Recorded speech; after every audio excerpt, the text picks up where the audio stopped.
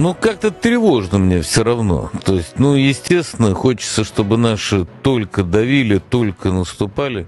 In further signs that the Russian narrative may be starting to crack, a Russian TV pundit refused to reveal what caused the injuries on his face while speaking to ura.ru. A Russian reporter was told it's none of their damn business after querying the change in appearance. He added, "Tell your readers to watch my shows.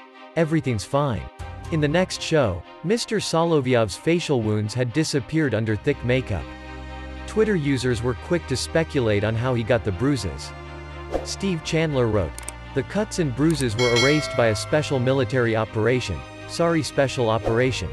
While Villa Miami insisted the makeup department did a good job, Mihai claimed it looks like he got drunk and fell. Peter Swain added, "I guess it's not just the grunts who get whacked when they don't perform. I express my deepest condolences to relatives and close ones of Paul Yuri. He was a brave man who dedicated himself to saving people. Ukraine will never forget him and his deeds. We will identify perpetrators of this crime and hold them to account. They won't escape justice." Following the news of his death, Mr. Yuri's mother Linda Yuri expressed her anger, branding the separatists murderers, and asking, "Why did you let him die?"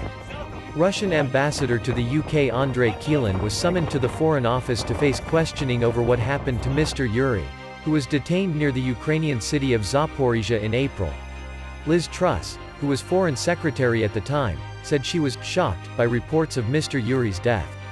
"Russia must bear the full responsibility for this," she said in a statement. Paul Yuri was captured while undertaking humanitarian work.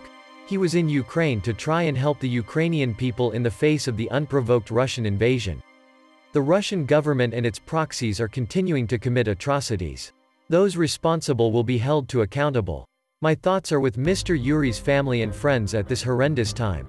Ukrainian forces in the southeastern Kharkiv region may be taking advantage of the absence of Russian forces, some of whom were reallocated for a September deadline to take more land, in order to carry out an opportunistic counteroffensive in the area, according to a U.S. think tank. Last week, Oleksiy Gromov, deputy chief of the main operational department of the General Staff of Ukraine's armed forces, said at a briefing that Russian President Vladimir Putin issued an order for his forces to push to the administrative borders of Ukraine's eastern Donetsk region by September 15. The Institute for the Study of War, citing Russian sources, wrote in its campaign assessment for Wednesday that Russian troops began sending reinforcements to the Kharkiv area to help defend it against Ukrainian advances. Additionally, the Russian grouping in this area was likely understrength due to previous Russian deployments to support ongoing efforts to capture the remainder of Donetsk Oblast and support the southern axis, the ISW wrote. The Ukrainian advances in the Kharkiv region, if true, would be taking place in tandem with an ongoing counteroffensive in the southern Kherson region that has reportedly already resulted in Russia seeing significant losses. These losses for Putin's army in Kherson have purportedly included airstrikes on Russian bases, as well as Ukraine's recapture of the Kherson village of Vysokopilya on Sunday. In early July, the Associated Press reported that Russian forces were believed to be holding about half of Donetsk in recent weeks, but that it had become unclear where things stood in the region.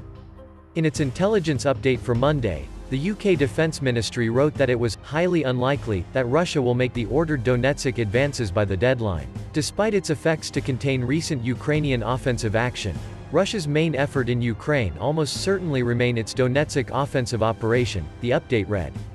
Its principal axes of advance in the Donbas remain at Avdiivka near Donetsk city and, 60 kilometers to the north, around Bakhmut. Although Russia has had the most success in this sector, its forces have still only been advancing around 1 kilometer per week toward Bakhmut. Thank you very much for watching. We hope you enjoyed this episode. Don't forget to hit the like and subscribe button so you can be alerted to our next video. We'll see you again soon on Warzone.